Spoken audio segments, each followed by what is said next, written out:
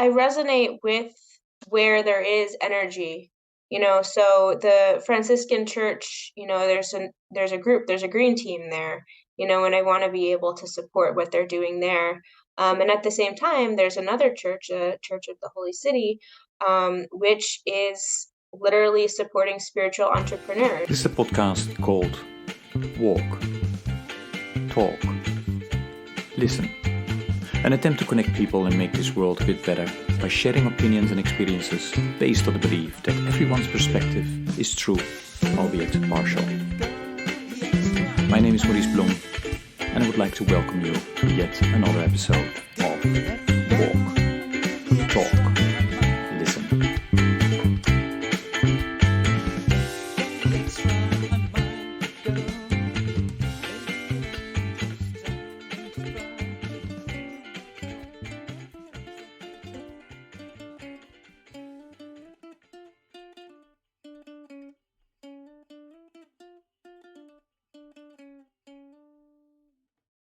Okay, good day, everybody. This is another episode of the podcast Walk, Talk, Listen. And as always, I'm delighted with today's guest who will introduce herself. Kelly, please go ahead. Thanks, Maurice. My name is Kelly Moltzen. I am a professed secular Franciscan and co-founder and co-convener of the Interfaith Public Health Network, and have also worked for Bronx Health REACH for the past 13 years. Okay. And can you tell us a bit before we go into some of the details of, the work that you're doing? Where did you grow up? Because now you're on the East Coast, right? And did you grow up there? And where did you go to school? And how ultimately led that to the work that you're involved in now? So yeah, I grew up in New York, right outside of New York City. I was in Westchester County until middle school. Then my parents moved up to Orange County. So it was very diverse where I grew up. And then when I moved, I had more opportunities in the new school district that I was in. When I was in high school, I was able to participate in an authentic science research course, which gave me an opportunity to do some research with a professor at Columbia University, Mailman School of Public Health, studying the genetics of breast cancer. And when I was doing this work, I learned about oxidative damage to DNA and thought about the role that antioxidants in foods might have in preventing the damage that leads to cancer. And that helped to lead to the decision for me to study nutrition in college, which I did at the University of Delaware. And also another opportunity I had when I was growing up in Orange County, New York, was participating in the Capuchin Youth and Family Ministries. So this is a Franciscan youth ministry program that was tied to the church that I'd been going to at the time. Mm-hmm. And this gave me the opportunity to really experience authentic Christian community in terms of the retreats that we would go on, the service projects that we would do, just the community that we would build. And this really strengthened my spiritual resolve and my desire to take my career path in a direction that would help bring justice to the margins of society, and ultimately deciding to work to address health disparities. And so this all influenced my work in doing both science, both in public health and nutrition, as well as the path that I've taken through my faith tradition in the Franciscan community, and then ultimately doing more interfaith work as I wanted to be inclusive of other faith traditions in my work as well, and decided to bridge these two areas of public health and faith together through helping to establish the Interfaith Public Health Network. And we work to facilitate impactful relationships between faith communities and organizations to advance public health. So that all sort of led me to the work that I'm doing now, and also speaks a bit to my interest in combining together work in food and food systems and work with faith communities as well, in particular. That's very interesting, Kelly. Two questions from your parents or family. How is that? Where was your faith influenced by by their faith, and also in terms of the topic of interest? Well, did you get that from your house, from your family as well, or was it really because of your interaction at the university that you got interested in that? So, I mean, growing up, going to Catholic church was definitely influenced by my family. My parents took us to church every weekend. But my career direction, not so much. I'd Mhm. say, I mean, my parents, my dad's an accountant and my mom has done different secretarial work over the years. And I think it was just because of the opportunities that they gave me in school that really helped me sort of decide on my own path for myself. But I do have uncles and other relatives in different fields related to environment, and it was actually because of a colleague of my uncle whose wife was the professor at Columbia University. That's how I got connected. So it wasn't my parents directly, but other family members who did help me to get in that direction of studying science.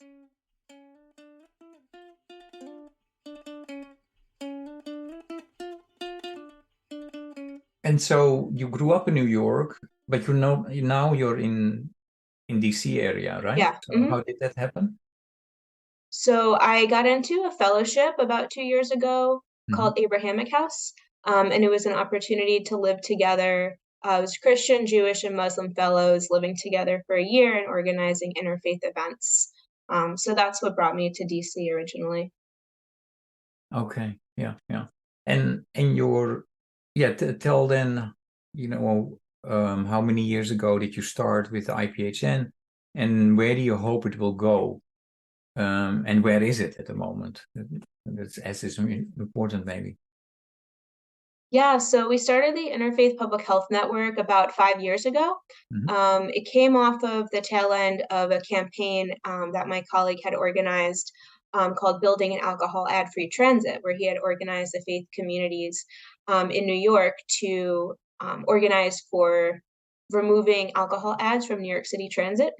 And so it was a successful campaign. And afterwards, we decided that we wanted to start the Interfaith Public Health Network to organize faith communities around other issues of public health. So we've done a lot on food policy, but we are also looking at several other public health issues as well. Hmm. Okay. And and yeah, what type of projects are you doing at the moment? So we started off doing a Interfaith Public Health Roundtable series Mhm. in 2019, and then we are picking that up again this year. And so I did a roundtable conversation in Columbus, Ohio. We're planning another one in New York soon, and a couple other cities. And we also just had a successful campaign called Sweet Truth, and we were able to organize faith leaders in New York City to advocate to get sugar warning labels in New York City chain restaurants, which is Hmm. the first type of policy of its kind in the country. So that's really exciting. And we've done that with the Center for Science in the Public Interest.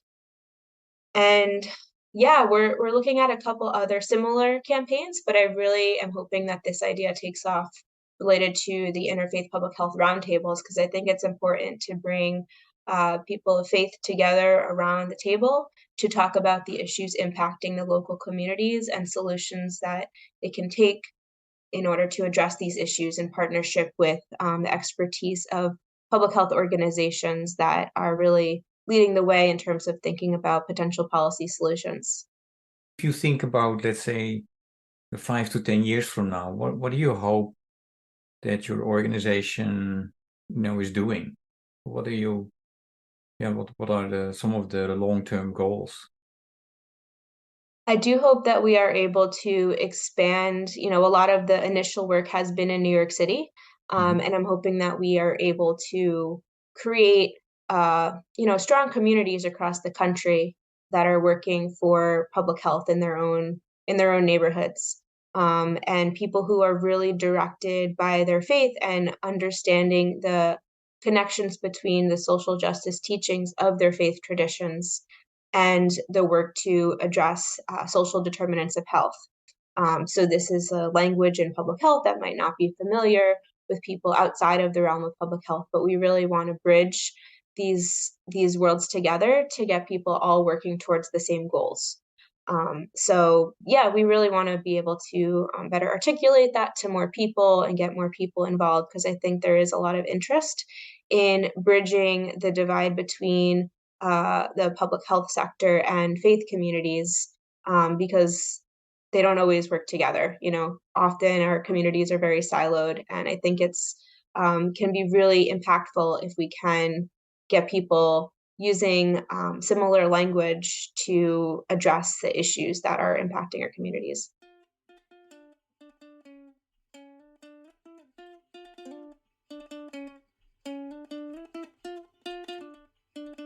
If people would like to know more about your organization, where should they go? Do you have a website or? Yeah, so the Interfaith Public Health website is iphnetwork.org. .org. And so, yeah, feel free to jump on there. We're in the process of doing some revisions to the website, so it's not done yet, but there is a lot of basic information you can find on there. Okay, great. We make sure that we mention it in the podcast notes. Yeah, tell a bit about your fellow. You just came back actually from a trip to Kenya. I was part of that as well, right? Yeah, share that with the listeners. So yeah, last year in 2022, I was a member of the Rockefeller-Acumen Food Systems Fellowship, which was the first year of the fellowship. It was part of the first cohort. And this year was the second cohort. And so Rockefeller-Acumen brought us back to meet this year's cohort and brainstorm ways that we can work together. So the fellowship itself was a lot around leadership development. And so we didn't really have a chance to think about how do we work together to improve food systems. So bringing us together in Kenya this time was an opportunity for us to really start thinking about that and thinking about what it'll look like to collaborate, what are the different parts of addressing, creating nourishing, resilient, and equitable food systems, and how do we create that together? Because all the different fellows represent all different areas of work within the food system. So we really do have a lot of expertise, especially within both cohorts now. If people would like to know more about, what you're doing as a fellow, or how they can become maybe a fellow themselves, do you have any tips there? And is there a website as well that they can check that out? So I don't know if there's going to be another cohort of this exact same type of fellowship, but acumen.org, I believe, is the website, would tell you about the different fellowships that they offer. And a lot of the work they do is in other countries, not in the US. They do work more in developing countries, but they do offer fellowships across different parts of the world. Okay, yeah. Hey, and then the one of the other things that you mentioned is your work in the Bronx. And what are you doing there? Yeah, so I manage a program called Creating Healthy Schools and Communities, which is a grant from the New York State Department of Health. And we work to create communities that have healthier food and opportunities for physical activity, especially in schools and community settings. So it's really about creating the policy systems, environmental changes in order to make it easier for people to make healthier choices. And ultimately, Bronx Health REACH works to address the health disparities in the Bronx, which continues to rank last in health outcomes in New York State, according to the Robert Wood Johnson Foundation County Health Rankings Report. In comparison with the other work that you do, that's much more hands-on than the other two jobs that you have. The others are more, policy related, and this is maybe more, as I said, hands-on. Is that correct? If you would compare the three things that we just were sharing with the audience about what you do, or not? I mean, it's very grounded in community, which I think is really important. And I've been really happy that, this is where I've been starting my career, because you really get a sense about what are the real issues impacting communities. You're not just talking about policy from a theoretical perspective. but you're really thinking about what's going on at the local ground level. What are the issues that people are dealing with in their schools and their, church environments, and, why is it difficult to afford and access healthy foods in communities? And, where are the gaps in terms of food and nutrition education? And where are people being impacted by a lot of marketing of unhealthy products?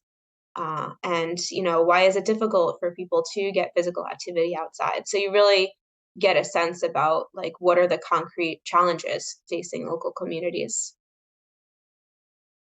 And what is your hope then for that particular project, where it would go, let's say 5 years from now?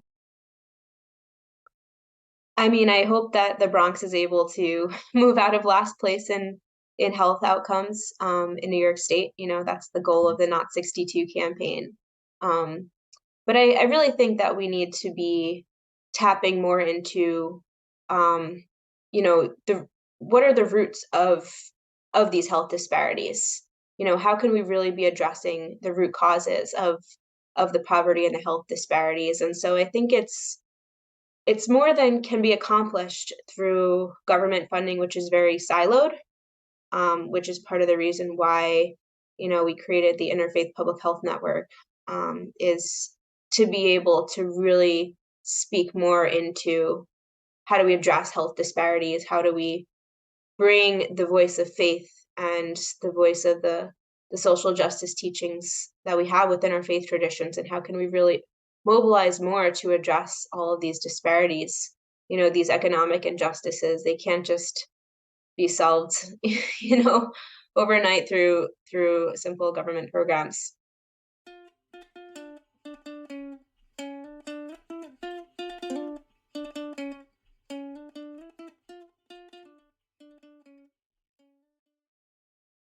You mention actually quite often the word faith.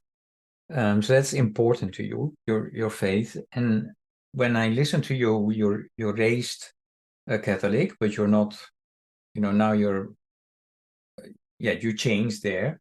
So talk us through that. So, from your upbringing, okay, then you get exposed to other teachings.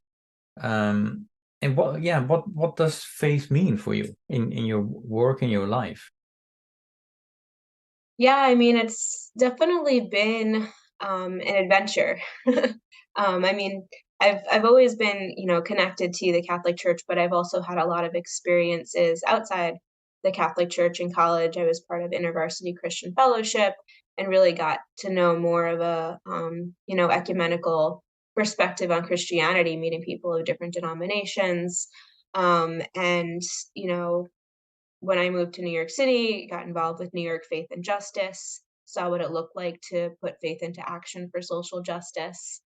Um, and also I had got reconnected with the Franciscans through the Franciscan Action Network, and got connected through them with Green Faith, which introduced me to some concepts around interfaith organizing for environmental issues, and really understanding that all major faith traditions have ecology at their spiritual roots.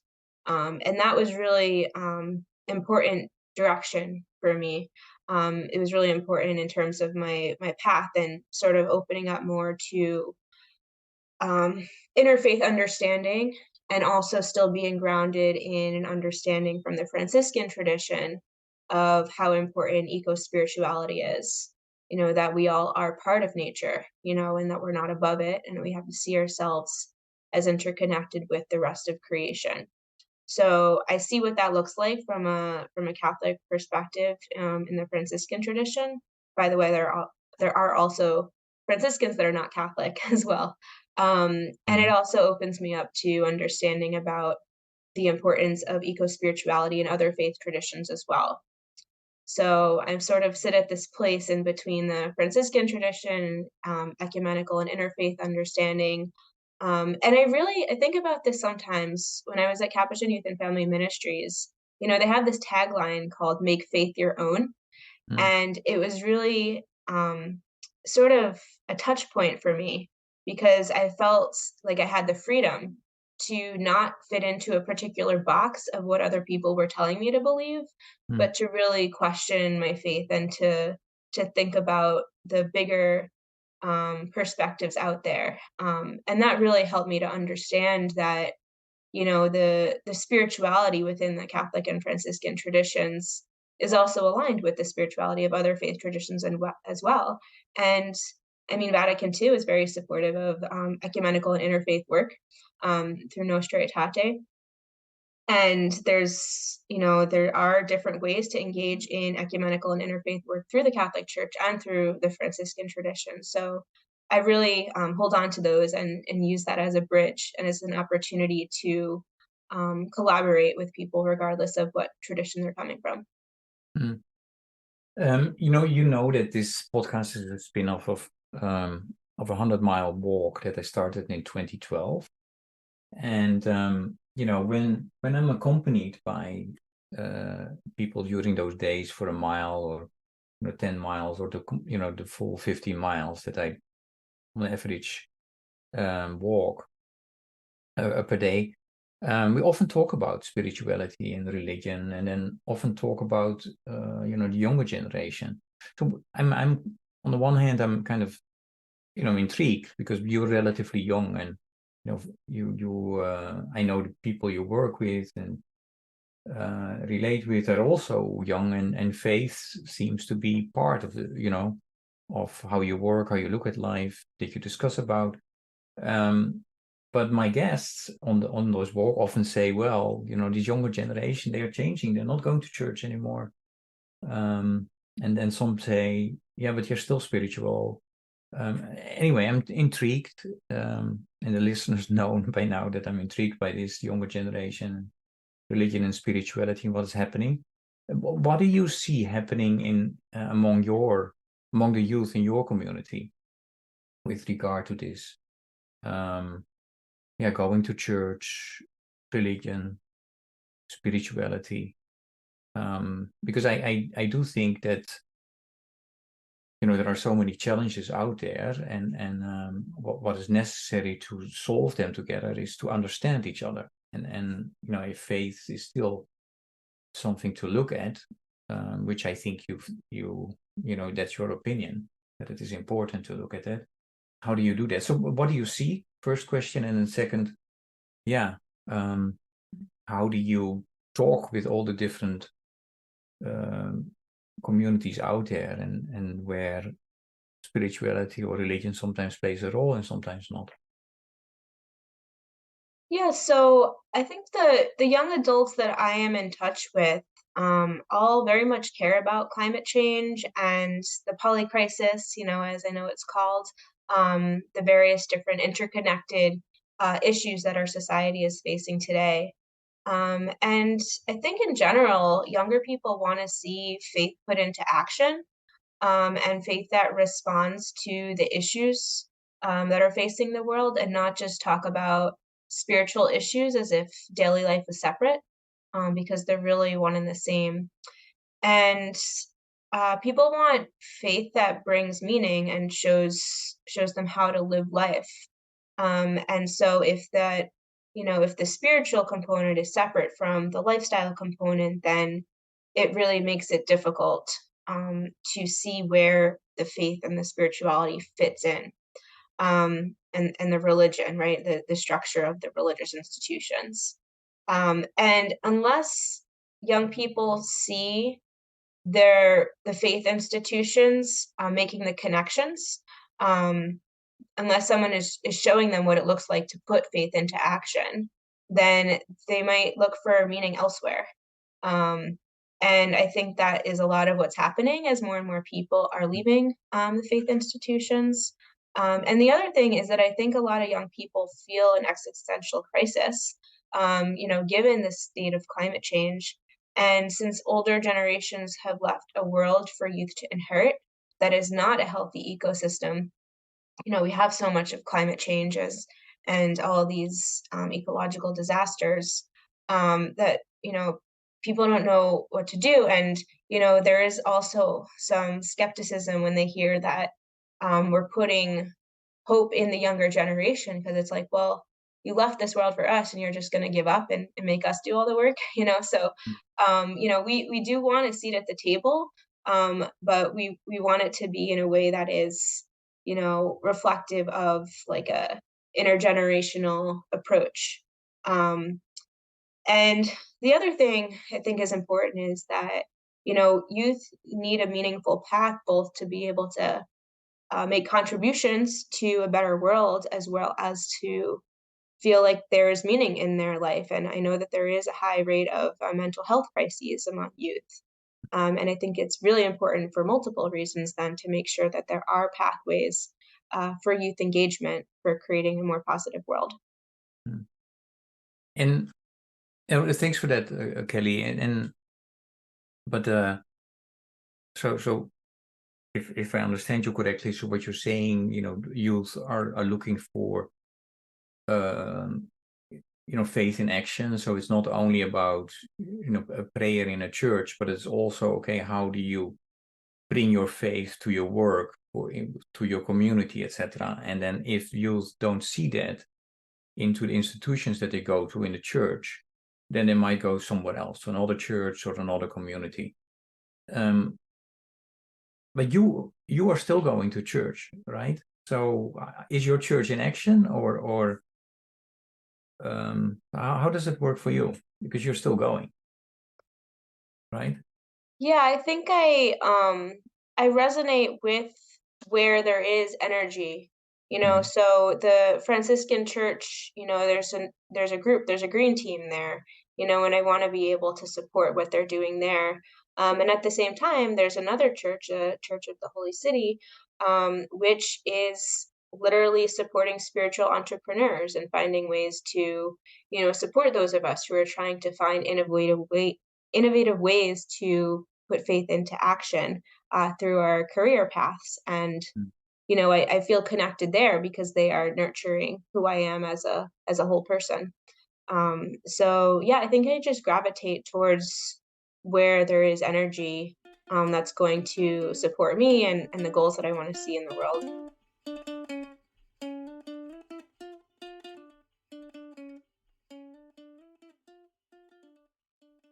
Well, I know, because this is how we met as well, through work at the UN around the SDGs. We as a world have identified 17 sustainable development goals that we should reach before 2030 to really make our world a whole, to make it more sustainable. On average, we are at 15% of those goals, so a long way to go. Some folks say that's partly because of the policy crisis, wars, etc. A growing group of people are saying that it also has to do with that we are not paying proper attention to the skills, abilities, and knowledge that you need as individuals and as community to work on that. And as a result, inner development goals were developed. Goal number 1 is being, then thinking, relating, collaborating, and acting. So I have a question about that to you. And is that also what you're talking about when you talk about faith and spirituality, faith in action? Is that kind of, it's not only about processes and systems that we need to change, but we also need to change ourselves. And so does the whole concept of inner development goals, does that resonate with you? Do you feel it's similar, or is it different than what you call faith in action? Yeah, I do think that the inner development goals has a lot of very similar language to the teachings of faith traditions. I actually see it as just a secular way of sharing a lot of the values and the teachings that we find within faith traditions, but finding a way to share it through secular audiences and those who want to improve the sustainable development goals, but might not necessarily ascribe to a particular faith. But I do think that they're really like the same types of teachings. And they encapsulate a lot of what I think faith communities are already familiar with or should be familiar with. And when I look at them, I also think about what's called the pastoral circle, which starts with what is the experience, that people are going through, what's the social analysis of why, people are going through that experience, and then what is a theological reflection, like what does our faith teach us to do about it, and then what is the action that we're going to take in response. So it's this iterative process, but I see a lot of similarities between the steps of the pastoral circle, and the work of putting faith in action, um, as what you're talking about related to the inner development goals. I think first we need to understand ourselves and then think critically about the situations that we come across, empathetically relate to others in different situations, and then collaborate and carry out actions that contribute collectively towards shared goals. So I think that's how the inner development goals relate to, the steps of putting faith into action as I see through the pastoral circle. Okay. Let us try to take a deeper dive on we have to know ourselves. I would like to know you more. Why do you get out of bed in the morning? What drives you in life? Yeah, so um, a really big interest of mine is around creating more of an understanding of food from a spiritual perspective. And it might not be something that I can really do on a day-to-day basis yet. Hopefully, I'll find ways to do that as my career develops. But I mean, when I think about our ourselves as human beings living on this planet, we have food that is grown, you know, in the earth. Our creator has given us this food growing from the earth, and we should be really grateful for it because it keeps us alive every day. And yet, the food system that we live in is highly industrialized. It leads to large public health crises, diabetes, obesity, cancer, all these different diseases that also lead to high costs in our healthcare system, and as well as environmental degradation. And we are very disconnected from the source of our food, and we need to create a more sustainable, regenerative system, focus on local and regional food systems, food that is not as processed, food that is produced through better treatment of animals, caring for workers along the entire supply chain, um, and using less harmful chemicals and pesticides in the food system, producing healthier food, ultimately having more respect for the food as is grown naturally, and making sure that fresh food is accessible and affordable for all, including in low-income communities. So that's something that I really care about, that drives a lot of my work and, my interest and passion in the work around food and faith and climate and public health. And um, do you think it's possible that this world will get there?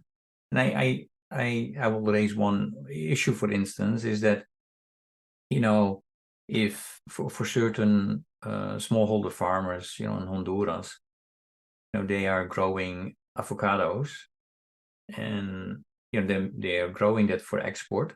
So if we would only grow locally, then that would be problematic. So is there then a transition period that you think about? How do you see that? Well, I think that we have to have a balance. I mean, we understand that we live in a globalized world. Mhm. People are always going to want foods that aren't produced locally. But there are also, it's a balance because I think in some respects, we have to recognize that food is going to get, transported from other parts of the world. But in other respects, there's a lot more food that we can be growing and eating locally that we're not as much. Right now, so much of our farmland in the US is used to grow like corn and soy and these ingredients that get made into processed foods and ultra processed foods. And the corn that's grown isn't even edible, half the time. And so I think if we're able to shift towards more biodiversity Mhm. in terms of what's grown and not have as many monocultures, then we'll be able to have food systems that can nourish local communities. But right now, we don't have as much of that because the farm bill and the crop subsidies are set up to incentivize growing these inputs into products that get made that are not healthy for us and that they're not as local, that get made into processed foods and transported all over the world. So I think there's a lot of room for growth between thinking about, the fact that maybe avocados and bananas aren't growing in our backyard and the fact that our kids are eating a lot of these chips and processed foods on a daily basis really, and that's not healthy for them. It's not good for the environment either.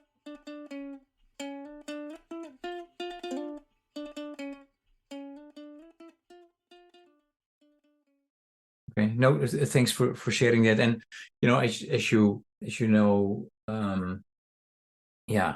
ending hunger, poverty, that's close to my heart as well. It's one of the reasons that I started also the 100-mile walk in 2012. To end hunger and poverty and injustice. If you would be asked to walk 100 miles in a week, would you walk for the same cause that I did, or is there another cause why you would walk 100 miles in a week? Yeah, I think like I was saying earlier, I'd really want to be able to raise more awareness about food from a spiritual perspective and how we can create better food systems there. Um, I actually I wrote a food system vision prize proposal Mhm. a couple years ago. It was during the pandemic. It was a challenge that Rockefeller had put out.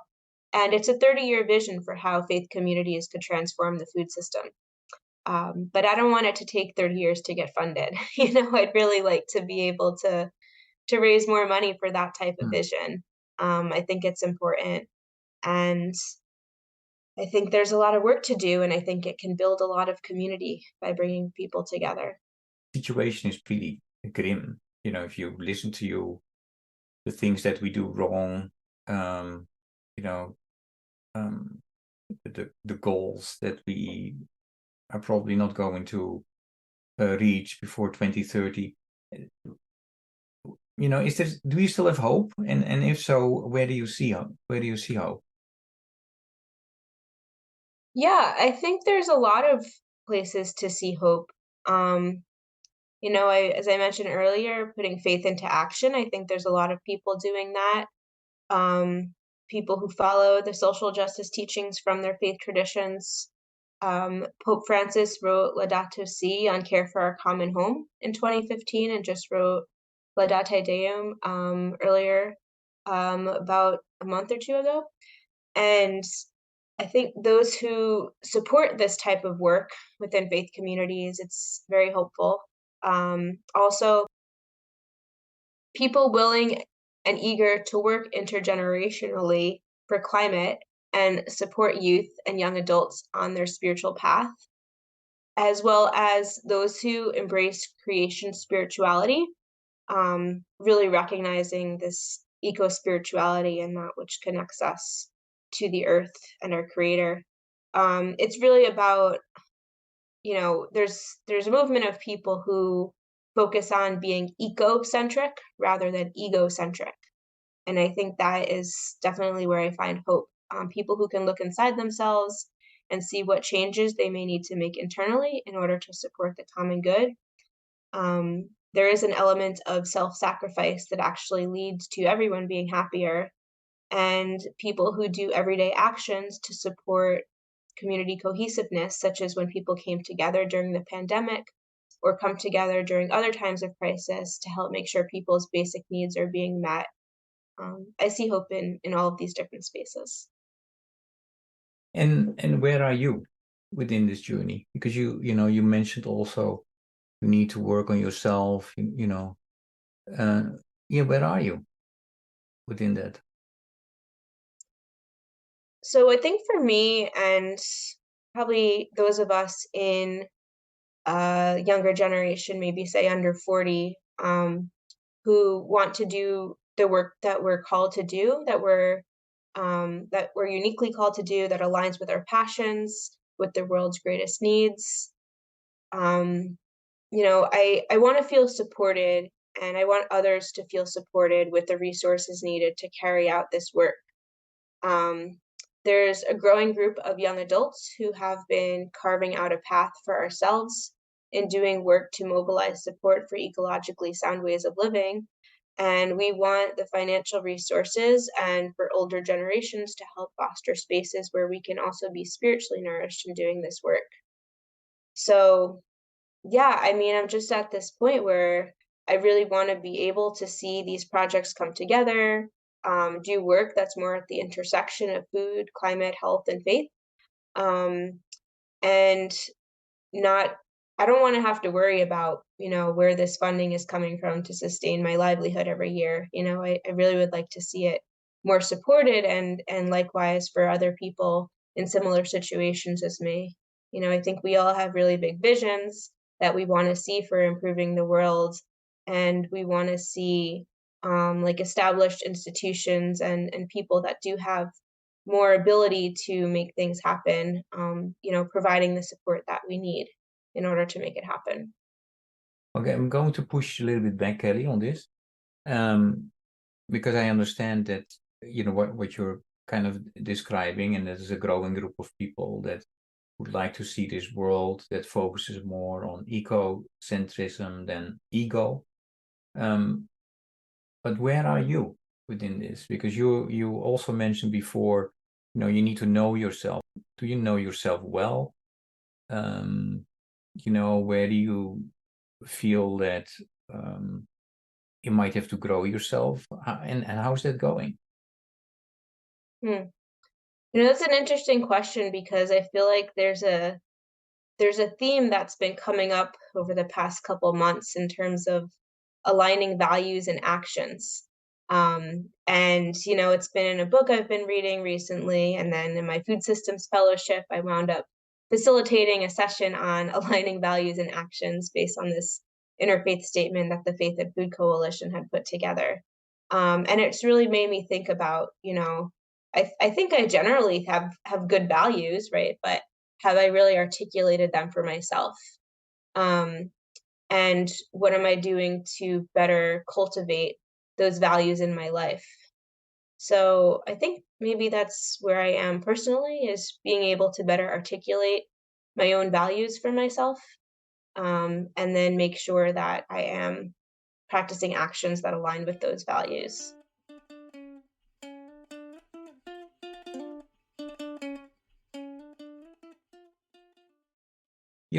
I have a question for a while now around one simple act of kindness and the potential to create a ripple effect. I have two questions around that for you. And one is, what are your thoughts about one simple act of kindness and its potential to create a ripple effect? And then the second part of the question is, if I would ask you now, right now on the spot, to come up with one simple act of kindness that you would do this week, what would you do? Yeah, so I think it's a important thing. I definitely believe in and agree with the idea of creating a ripple effect through putting more positive change out into the world, and doing those acts of kindness. The book I've been reading recently is The Light We Give by Simranjit Singh. And he talks a lot about getting into the practice of doing loving actions and the motivations that he finds in his Sikh faith for doing so. And again, he talks about aligning our values and actions. And for this reason, I think it's important that we look at, what's going on in the everyday world. What are positive stories happening, businesses doing good, What kind of things could be shared, which don't normally get covered in the news, and how can we lift those things up? So I think that's one way of doing acts of kindness, is really just lifting up positive stories of people doing good in the world. And I think one thing I've thought about for a while, and it's like on my to-do list, but really just, thinking about some people who have really had a positive impact on my life, and writing a snail mail letter, and, as a way of getting in touch and offering up encouragement and continuing to build community. So is that what you will do this week? Yeah, Write yeah, I write a think I would letter like to that. one of those. Yeah. Mhm. Okay. Great. Um, hey, what I also try to aim for with this podcast is really connect people, and then I have a specific question that puts you in connection with another person, and that is in this case the previous guest. And the previous guest had the following question for you. Where in your life do you feel the absolute most present and aligned with yourself? So which moments in life do you feel as connected to yourself as possible, but maybe also in other ways, like when you feel connected and aligned and centered, like which areas in your life or which moments do you feel that connectedness? I think. So I feel most present and aligned when I look at the overall picture of my work at the intersection of food, faith, spirituality, health, and climate. Individually, I think the projects I work on often feel disparate and disconnected, but when I look at the bigger picture, I can see how the efforts are aligned with each other and complement one another. And there are moments when I see how one project is supporting another project, and it helps me feel like I'm in the flow of what I'm supposed to be doing, especially when I'm asked to talk about these intersections. I feel like I have the freedom to talk about the interconnected issues in a way that is genuine and not take a siloed cookie cutter approach, because the reality of life is interconnected, and it doesn't do anyone justice to ignore certain issues or impacts on certain geographic issues. As Martin Luther King said, injustice anywhere is a threat to justice everywhere. So I really like being able to take that approach and looking at the interconnected issues. Your question for the next guest. Yeah, I am curious if there's a lesson from a book or something that you've read recently that seemed to have direct relevancy to something you were trying to achieve, and what was the lesson that you learned? Great question. Yeah, music is very important to me, so I always have a question about music as well.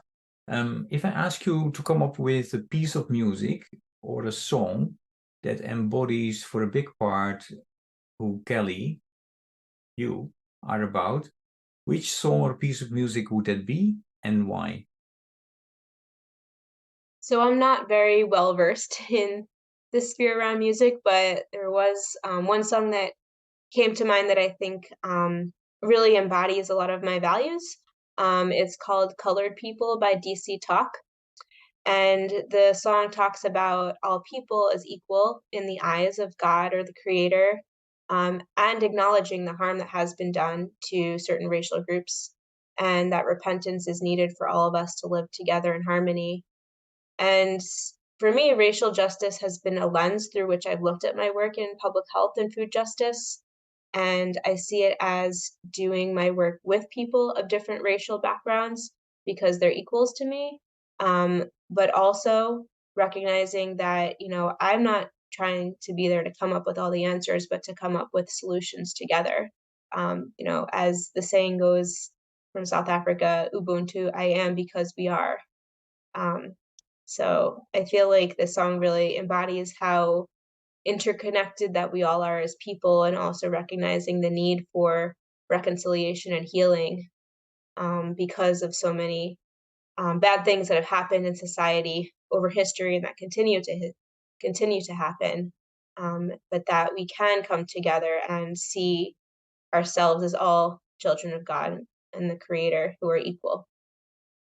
Hey, can you repeat the song and the artist one more time?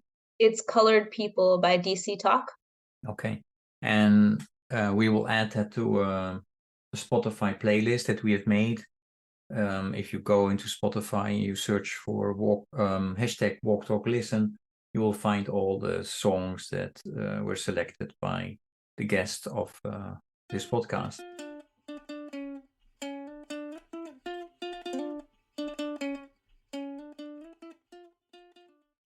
Kelly, any message of invitation or question for the listeners?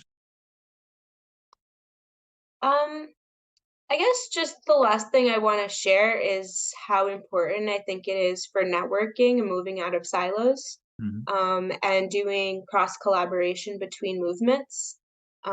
So, for example, anti-hunger community can work more collaboratively with the community working on climate change, um, and public health sector should work with the faith communities. Catholics can work with Protestants, and Christians can work in interfaith spaces. We can work intergenerationally. And yeah, I think each group has something important to share with and learn from the other. And since everything is connected, we'll be more effective if we work across movements rather than always preaching to the same choirs. Okay.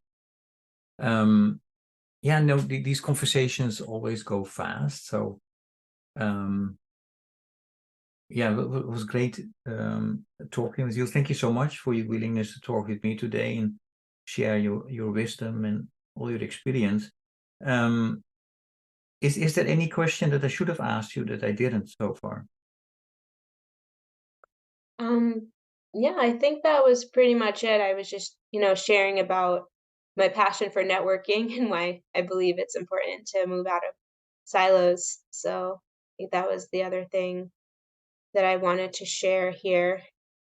Um, yeah, I think that the SDGs are important, and we need to recognize that we are part of nature, not separate from nature, and so that we can all work together to achieve these common goals.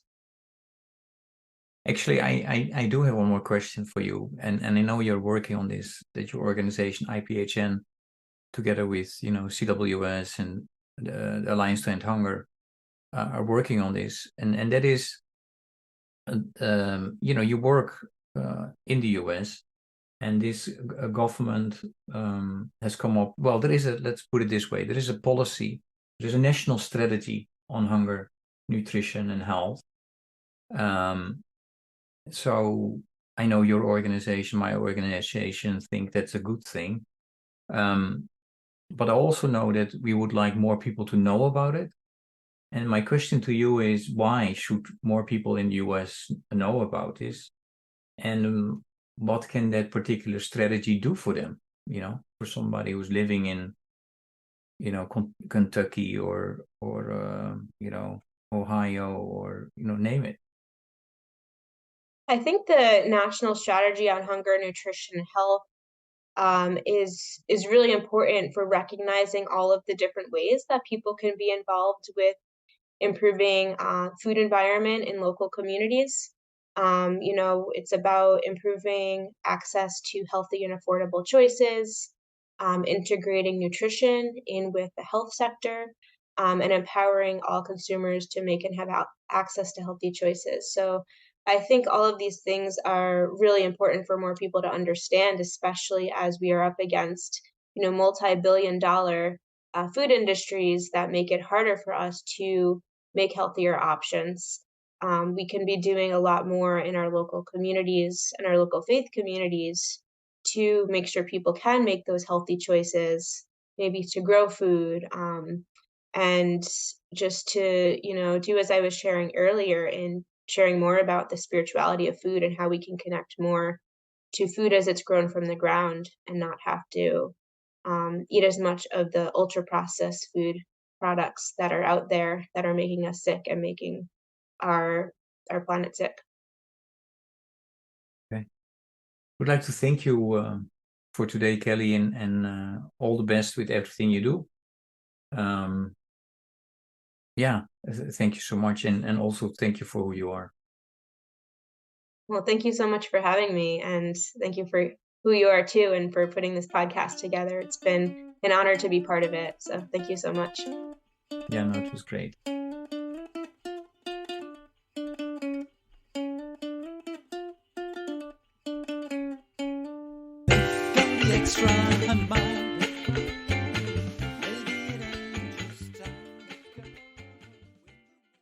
Thank you for listening to Walk, Talk, Listen.